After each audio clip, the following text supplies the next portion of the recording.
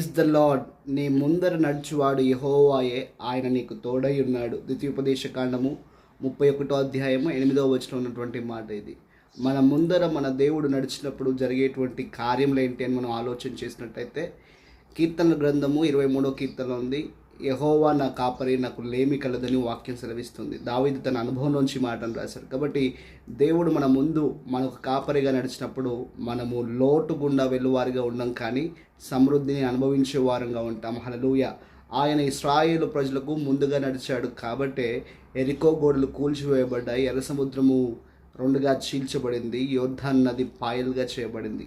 దానికి గల కారణం ఆయన ముందున్నాడు. ఈరోజు నీ ఆత్మీయ జీవితంలో నీకు ఆటంకకరంగా ఉన్నటువంటి ప్రతిదీ కూడా ఆయన దాన్ని సరళం చేయగలిగినటువంటి సామర్థ్యం కలిగినటువంటి దేవుడు. నువ్వు నమ్మినట్టయితే నీ మార్గంలో నువ్వు సరళతను చూస్తావు. అందును బట్టి దేవునికి మహిమ కలుగును గాక. ఆమేన్.